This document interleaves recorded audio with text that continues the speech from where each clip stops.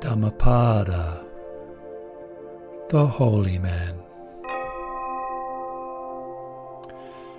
Exert yourself, O holy man, cut off the stream of craving and discard sense desires. Knowing the destruction of all conditioned things, become, O holy man, the knower of the uncreated. When a holy man has reached the summit of two paths, meditative concentration and insight, he knows the truth, and all his fetters fall away. He for whom there is neither this shore nor the other shore, nor yet both, he who is free of cares and is unfettered, him do I call a holy man. He who is meditative, stainless and settled, whose work is done, and who is free from cankers, having reached the highest goal, him do I call a holy man. The sun shines by day, the moon shines by night. The warrior shines in armour, the holy man shines in meditation.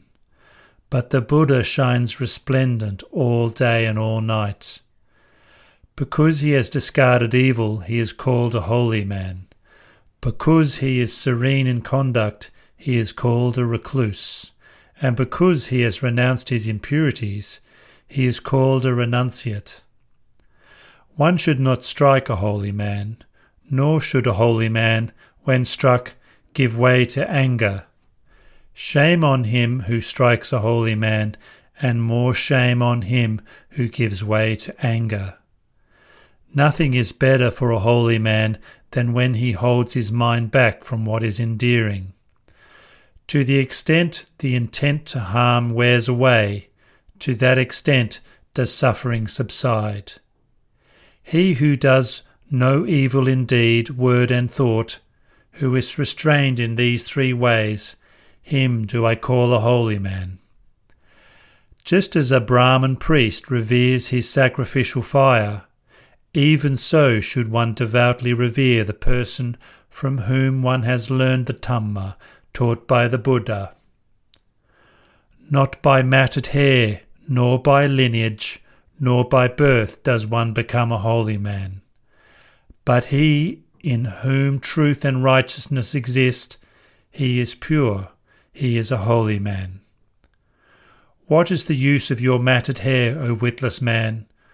What of your garment of antelope's hide? Within you is the tangle of passion. Only outwardly do you cleanse yourself. The person who wears a robe made of rags, who is lean, with veins showing all over his body, and who meditates alone in the forest, him do I call a holy man. I do not call him a holy man because of his lineage or high-born mother. If he is full of impeding attachments, he is just a supercilious man. But who is free from impediments and clinging, him do I call a holy man. He who, having cut off all fetters, trembles no more, who has overcome all attachments and is emancipated, him do I call a holy man. He who has cut off the thong of hatred, the band of craving, and the rope of false views, together with the appurtenances, latent evil tendencies. He who has removed the crossbar of ignorance and is enlightened, him do I call a holy man. He who without resentment endures abuse, beating and punishment, whose power, real might is patience, him do I call a holy man. He who is free from anger, is devout, virtuous, without craving, self-subdued, and bears his final body, him do I call a holy man. Like water on a lotus leaf, or a mustard seed on the point of a needle, he who does not cling to sensual pleasures, him do I call a holy man. He who, in this very life, realizes for himself the end of suffering, who has laid aside the burden and become emancipated, him do I call a holy man.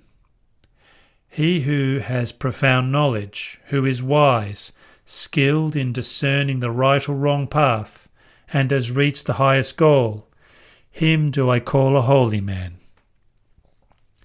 He who holds aloof from householders and ascetics alike, and wanders about with no fixed abode and but few wants, him do I call a holy man. He who has renounced violence towards all living beings, weak or strong, who neither kills nor causes others to kill, him do I call a holy man. He who is friendly amidst the hostile, peaceful amidst the violent, and unattached amidst the attached, him do I call a holy man.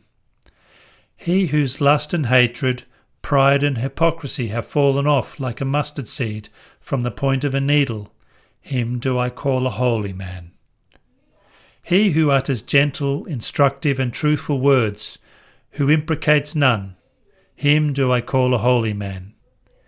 He who in this world takes nothing that is not given to him, be it long or short, big or small, good or bad, him do I call a holy man. He who wants nothing of either this world or the next, who is desire-free and emancipated, him do I call a holy man. He who has no attachment, who through perfect knowledge is free from doubts and has plunged into the deathless, him do I call a holy man. He who in this world has transcended the ties of both merit and demerit, who is sorrowless, stainless and pure, him do I call a holy man. He who, like the moon, is spotless and pure, serene and clear, who has destroyed the delight in existence, him do I call a holy man. He who, having traversed this miry, perilous and delusive round of existence, has crossed over and reached the other shore, who is meditative, calm, free from doubt, and clinging to nothing, has attained to Nibbana, him do I call a holy man. He who, having abandoned sensual pleasures, has renounced the household life and become a homeless one, has destroyed both sensual desire and continued existence, him do I call a holy man. He who, having abandoned craving, has renounced the household life and become a homeless one, has destroyed both craving and continued existence, him do I call a holy man. He who, casting off human bonds and transcending heavenly ties, is wholly delivered from all bondages, him do I call a holy man. He who, having cast off likes and dislikes, has become tranquil, is rid of the substrata of existence, and like a hero has conquered all the worlds, him do I call a holy man. He who in every way knows the death and rebirth of all beings, and is totally detached, blessed and enlightened, him do I call a holy man. He whose track no gods, no angels, no human trace, the Arahant who has destroyed all cankers, him do I call a holy man. He who clings to nothing of the past, present and future, who has no attachment and holds on to nothing, him do I call a holy man. He, the noble, the excellent, the heroic, the great sage, the conqueror, the passionless, the pure, the enlightened one, him do I call a holy man. He who knows his former births, who sees heaven and hell, who has reached the end of births and attained to the perfection of insight, the sage who has reached the summit of spiritual experience, him do I call a holy man.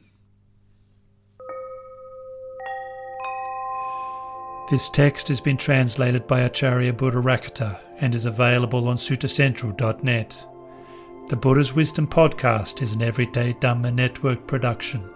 You can find out more about the Buddha's Wisdom podcast and the Everyday Dhamma Network by clicking on the links in the description below. May you all find happiness and peace.